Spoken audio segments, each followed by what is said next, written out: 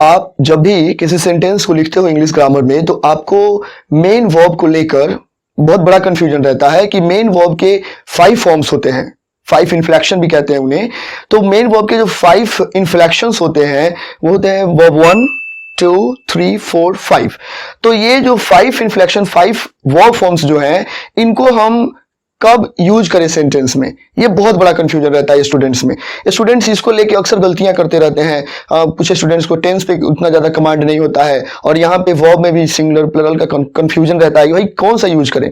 तो इसके लिए बहुत ही आसान सा ट्रिक है। मतलब इस वीडियो को अगर आप आराम से देखते हो, लास्ट तक देखते हो, आपको बिल्कुल भी कंफ्यूजन नहीं होगा, एकदम कंफ्यूजन क्लियर हो जाएगा आपका। चलो देखते हैं। जैसे यहाँ पे एक है आपका रूल 1 2 5 और यहाँ पे 1 3 4। अब आप जो है ये थोड़ा सा कंफ्यूज हो जाओगे, भाई 1 2 5 क्या है और 1 3 4 क्या है। तो देखो ये मैं कहना चाहता हूं यहाँ पे मेन वर्ब, क्या मैं कह रहा हूं, मेन वर्ब 1 2 5 और यहाँ पे मैं क्या कह रहा हूं, मेन वर्ब 1 3 4। मतलब कि मेन वर्ब का फर्स्ट फॉर्म, सेकंड फॉर्म, नहीं तो फिफ्थ फॉर्म। और यहां पे मैं कह रहा हूं मेन वर्ब का फर्स्ट फॉर्म, नहीं तो थर्ड, नहीं तो फोर्थ फॉर्म। अब इसे समझते हैं हम लोग कि कैसे यूज करते हैं। देखो सेंटेंस में आपका सबसे पहला है कि अगर आपका सब्जेक्ट दिया है और सब्जेक्ट के बाद किसी वर्ब की रिक्वायरमेंट है तो आप वहां पे सब्जेक्ट के तुरंत बाद मेन वर्ब का फर्स्ट फॉर्म, नहीं तो सेकंड फॉर्म, नहीं तो फिफ्थ फॉर्म का यूज कर सकते हो और कोई फॉर्म यूज नहीं होगा। याद रखना है आपको। सेकंड वाला रूल ये है कि अगर आपका सब्जेक्ट दिया है और सब्जेक्ट के बाद कोई एक्सिलियरी वर्ब दिया है। अब एक्सिलियरी वर्ब बहुत से होते हैं, ठीक है। तो आप जो है एक्सिलियरी वर्ब के लिए इस वीडियो के प्लेलिस्ट में चले जाओ और वहां पे जाके देखो, आपको एक्सिलियरी वर्ब के चार्ट मिल जाएंगे, वहां से आप कंफर्म कर लेना।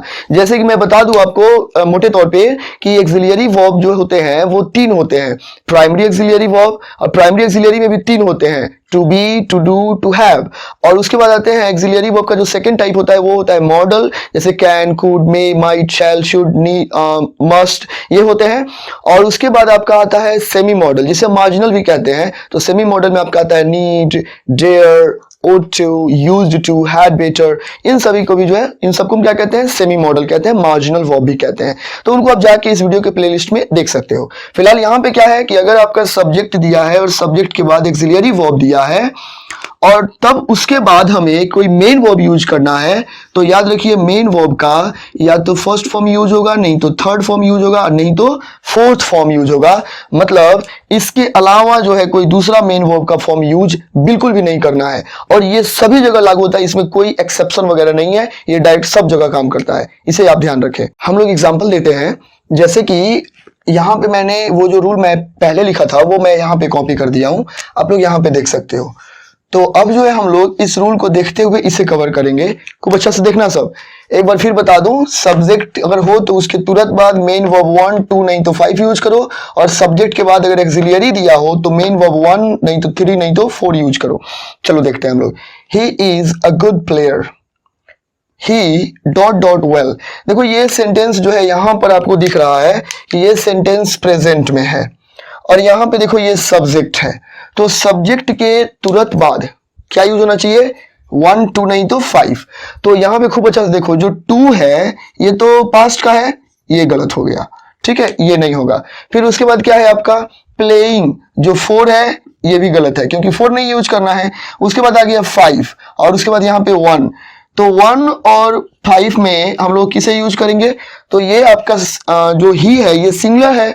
और जस्ट इसी वीडियो के प्लेलिस्ट में आपको सिंगुलर वर्ब और प्लरल वर्ब, सिंगुलर नाउन और प्लरल नाउन पे डिस्कस किया है हम, उसे आप देख लो, वहां से क्लियर हो जाए। तो ये सिंगुलर है और सिंगुलर के लिए हमें सिंगुलर वर्ब यूज करना चाहिए और वर्ब 5 को ही हम सिंगुलर कहते हैं। तो इस हिसाब से हमारा ये भी गलत, हमारा आंसर होगा प्लेज, ठीक है। फिर देखो, We dash to help you because you are my cousin।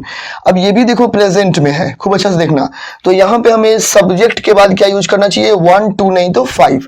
कोई बात नहीं है, यहाँ पे आते हैं हम लोग। यहाँ पे देखो ये पास्ट में वांटेड गलत है। फिर वांटिंग वर्ब 4 है, गलत है। फिर बच गया 1 नहीं तो 5। अब देखो ये 5 है और ये क्या है 1 है, वर्ब 1 वर्ब 5। तो वहां पे हम देखो ये प्लरल है तो इसके साथ हमें प्लरल वर्ब का यूज करना है, तो वर्ब 1 को हम प्लरल कहते हैं, इसलिए यहाँ पे क्या होगा want। क्लियर है। फिर देखते हैं हम लोग आगे, they dash the police last night. देखो ये जो है लास्ट नाइट का मतलब क्या हो गया पास्ट, क्या हो गया लास्ट का मतलब पास्ट। तो यहां पर जो है दे सब्जेक्ट है और सब्जेक्ट के बाद हमें क्या यूज करना चाहिए 1 2 नहीं तो 5। तो अब यहां देखो यहां पे जो कॉल्स है ये तो 1 है, नहीं होगा पास्ट में यूज।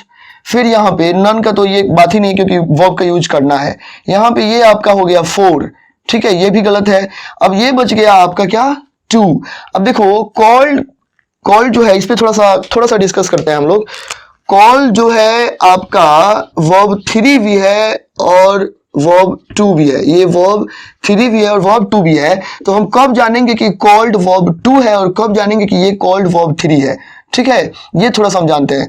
अगर कोई भी वर्ब जिसका वर्ब 2 और वर्ब 3 सेम है तो इसके लिए आसान ट्रिक है कि हम क्या करेंगे उस वर्ब के पहले देखेंगे कोई एक्सिलियरी वर्ब है कि नहीं। अगर इस वर्ब के पहले कोई एक्सिलियरी वर्ब है इसका मतलब यहाँ पे जो वर्ब यूज हुआ है वो 3 है। अगर कोई एक्सिलियरी वर्ब नहीं है इसका मतलब वो 2 है। याद रहेगा कोई भी वर्ब फॉर्म जिसका वर्ब 2 और वर्ब 3 दोनों का स्पेलिंग सेम है तो हमें पता करना है कि भाई ये वर्ब 2 है या वर्ब 3 है। तो हम सेंटेंस में चले जाएंगे और देखेंगे कि उसके पहले कोई एक्सिलियरी है कि नहीं। अगर कोई एक्सिलियरी है तो फिर वो वर्ब 3 है और कोई एक्सिलियरी नहीं है उसके पहले डायरेक्ट सब्जेक्ट है, सब्जेक्ट रखा हुआ है तो फिर वो क्या है वर्ब 2 है। चलो यहां देखते हैं हम लोग। अब देखो दे क्या है आपका सब्जेक्ट है तो इसके बाद हम डायरेक्ट कौन सा वर्ब यूज करेंगे वर्ब 2। तो ये हमारा क्या हो गया पास्ट का वर्ब 2 होगा। फिर यहाँ पे कॉल्ड आंसर करेक्ट है। ठीक है देखते हैं हम लोग, अभी तक ये समझ में आ गया 1 2 5। यहाँ पे एक और देखते हैं जैक वॉज डैश देम। अब देखो यहाँ पे जो बात आता है वर्ब 1 3 और 4 का, तो वर्ब 1 3 और 4 में हम लोग देखते हैं जैसे कि अगर आपके सेंटेंस में डू लगा हो या डज लगा हो या फिर डिड लगा हो तो इसके बाद ये एक्सिलियरी वर्ब्स हैं तो इसके बाद वर्ब 1 का यूज करो। अगर आपके सेंटेंस में हैज लगा हो या हैव लगा हो या हैड लगा हो तो आप यहां पर वर्ब इसके बाद वर्ब 3 का यूज करो। और सेंटेंस में अगर is am are was word लगा हो तो इसके बाद हम वर्ब 3 का यूज तो करते हैं लेकिन ये एक्चुअल में पैसिव हो जाता है। क्या हो जाता है पैसिव मोड में चला जाता है। ठीक है आपको याद रखना है। और इज एम आर के बाद आप अगर इज एम आर और वॉज वर्ड के बाद आप वर्ब 4 का भी यूज करोगे तो ये एक्टिव मोड में रहता है। कौन सा यूज करोगे जी एक्टिव मोड में रहेगा अगर आप वर्ब 4 का यूज करते हो। ध्यान दो is am are was were इसके बाद अगर 4 का यूज करते हो मेन वर्ब 4 का तो वो एक्टिव वॉइस है, एक्टिव मोड में वो सेंटेंस है। और is am are was were के बाद अगर आप वर्ब 3 का यूज करते हो तो वो पैसिव मोड में है, ये आपको याद रखना है। अब देखो यहाँ पे जैक है, जैक के बाद क्या है वॉज है, ठीक है, तो इसके बाद हम क्या यूज करेंगे तो देखो ये सेंटेंस एक्टिव मोड में है तो जब एक्टिव मोड में है इसका मतलब is am are was were के बाद वर्ब 4 का यूज करना चाहिए। तो ये गलत है फिर ये गलत फिर ये गलत, यहाँ पे 4 है इसको यूज कर देंगे और हमारा आंसर करेक्ट हो जाएगा। ठीक है ये देखते हैं हम लोग they were dash by them, they were dash by Jack है, सॉरी जैक है तो इसके बाद हम क्या यूज करेंगे इस सेंटेंस में क्या यूज करेंगे तो ये सेंटेंस पैसिव मोड में है तो is am are was were के बाद पैसिव मोड में हम वर्ब 3 का यूज करते हैं। तो ये टीच वर्ब 1 गलत है, टीचिंग वर्ब 4 भी गलत, यहाँ नहीं होगा ऑप्शन, और टीचेज वर्ब 5 है ये भी ऑप्शन गलत है। तो यहाँ पर देखो टॉट वर्ब 3 है इसको यहाँ पे यूज कर देंगे टॉट और ये हमारा करेक्ट आंसर है। फिर यहाँ पे माही डज नॉट डैश चेस, तो यहाँ पे देखो डू डज डीड आपके सेंटेंस में लगा हो तो वर्ब 1 का यूज करना चाहिए, बहुत आसान है। तो यहाँ देखो ये गलत है 4 है, ये गलत है 3 है और यहाँ पे प्लेस जो है गलत है 5 है, तो यही ना आपका 1 हुआ। तो यहाँ पे क्या यूज कर दोगे प्ले। ठीक है यहाँ पे देखो जैक डीड नॉट, फिर जो है डीड लग गया तो डू डज डीड के बाद हमें 1 ही यूज करना है। ढूंढो इसमें 1 कहाँ है, ये 4 है गलत है, ये 2 है गलत है, ये 5 है ये भी गलत है, तो यहाँ पे 1 है, इसका मतलब ये वाला सही है। ठीक है यहाँ देखो he has dash my pen, he has dash my pen. तो यहाँ पे जो हैज लगाया और हैज हैव हैड के तुरंत बाद हमें थ्री यूज करना चाहिए। ढूंढो, यहाँ पे मैंने लिखा भी है, यहाँ पे ये वाला आप देख सकते हो। तो थ्री यूज करो तो इसमें देखो स्टिल वर्ब 1 है, गलत है। स्टोल वर्ब 2 है, गलत है। स्टिल 5 है, गलत है। स्टोलन ये हमारा सही आंसर है। तो क्या होगा? स्टोलन। देखो एक सबसे पहली जो प्रॉब्लम है वो है कि ये जो वीडियो आप देख रहे हो उतनी अच्छी क्वालिटी नहीं है, ठीक है, अच्छी क्वालिटी की नहीं है। तो कोई बात नहीं, मतलब ये मैं जो समझा रहा हूँ यहाँ पे कॉन्सेप्ट पे फोकस करो और धीरे धीरे हम लोग जो है कोशिश कर रहे हैं कि इसकी क्वालिटी भी अच्छी की जाए, ठीक है। ये मोबाइल से रिकॉर्ड कर रहे हैं और मोबाइल में आप जानते हो कि उतनी अच्छी जो है वीडियो रिकॉर्डिंग नहीं हो पाती है। दूसरी बात मैं ये कहना चाहता हूँ कि अगर आपका वर्ब, अगर आप वर्ब 1, वर्ब 2, वर्ब 3, 4, 5 मतलब वर्ब के फॉर्म्स को अगर आप याद नहीं किए हो तो फिर प्रॉब्लम है। और एक बात और कि वर्ब का जो भी फॉर्म्स है या फिर जितने भी कंफ्यूजन है वो एक ही वीडियो में कवर नहीं हो पाता है। मान लो किसी स्टूडेंट को पता ही नहीं है कि स्पीक का वर्ब 2 क्या होता है, वर्ब 3 क्या होता है या 5 क्या होता है, फिर तो ये उसको बिल्कुल समझ में नहीं आने वाला है।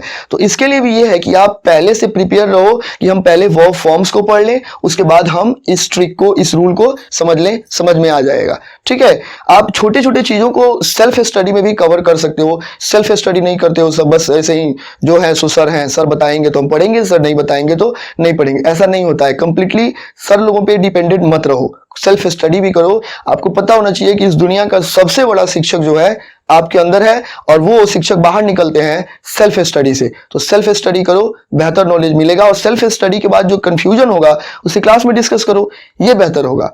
आप पैसे की जो भी पैसा खर्चा कर रहे हो पढ़ाई में उसका सही इस्तेमाल करो। ऐसा नहीं है कि सर पढ़ाएंगे, सर लिखवाएंगे तो हम लिखेंगे, सर किसी टॉपिक को डिस्कस करेंगे तो करेंगे। भाई सेल्फ स्टडी से कर लो, कोई अगला चैप्टर भी आप देख सकते हो, पहले से प्रिपेयर्ड हो सकते हो, जो अगला चैप्टर पढ़ाया जाने वाला है इस तरह से पढ़ाई करो। ऐसा नहीं कि बस जो है सो सर हैं, नहीं, ऐसा करोगे तो हम लोगों पे डिपेंडेंट रहोगे। तो हम लोग आपको बस उतना ही देर तक सपोर्ट करेंगे, बस क्लास में सपोर्ट करेंगे, उसके बाद आपका सपोर्ट नहीं हो पाएगा एग्जाम में, या फिर आपको आगे बढ़ना है तो वहां तो आपको खुद पैदल चलना पड़ेगा, खुद से जाना पड़ेगा। हम लोग आपको बस यहाँ से इंडिकेट कर सकते हैं, नेविगेट कर सकते हैं, ठीक है। ये सब याद रखो। चलो आज के लिए बस इतना ही, मिलते हैं नेक्स्ट वीडियो में। जय हिंद।